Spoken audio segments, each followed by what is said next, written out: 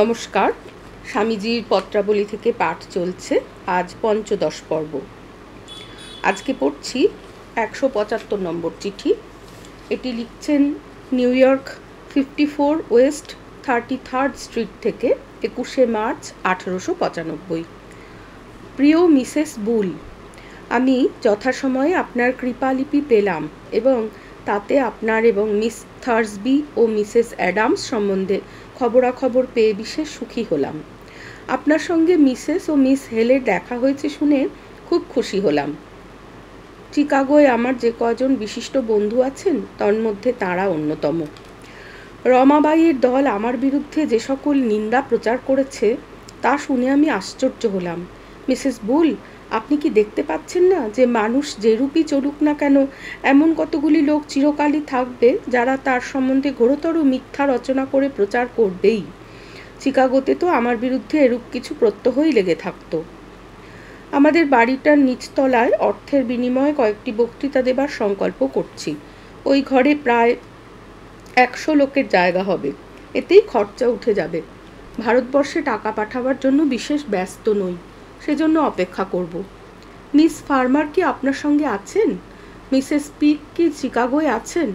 আপনার সঙ্গে কি জোসেফাইন লকের দেখা হয়েছে? মিস হ্যামলিন আমার প্রতি খুব দয়া প্রকাশ করেছেন, আমাকে যথাসাধ্য সাহায্য করেছেন। আমার গুরুদেব বলতেন, হিন্দু খ্রিস্টান প্রভৃতি বিভিন্ন নাম মানুষে মানুষে পরস্পরের ভ্রাতৃভাবের বিশেষ প্রতিবন্ধক হয়ে দাঁড়ায়।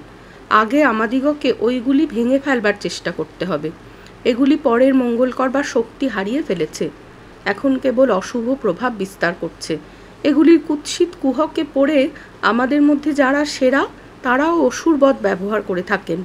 এখন আমাদিগকে ওইগুলি ভাঙবার জন্য কঠোর চেষ্টা করতে হবে এবং আমরা এ বিষয়ে নিশ্চয়ই কৃতকার্য হব।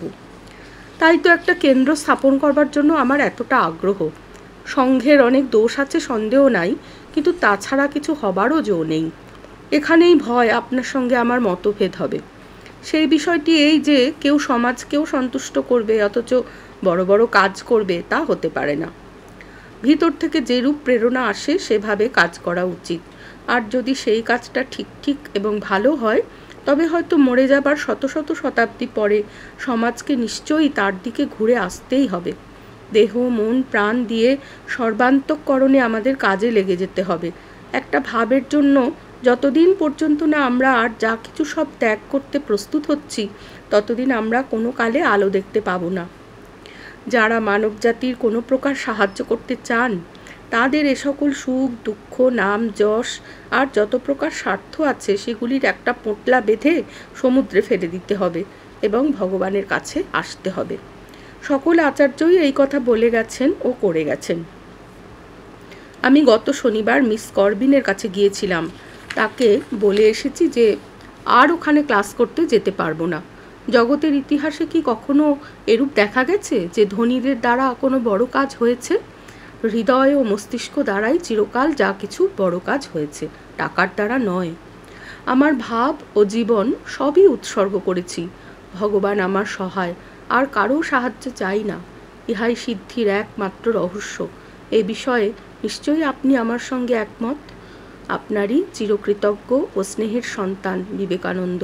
পুনশ্চ মিস ফার্মার ও মিসেস অ্যাডামসকে আমার ভালোবাসা জানাবেন। বি।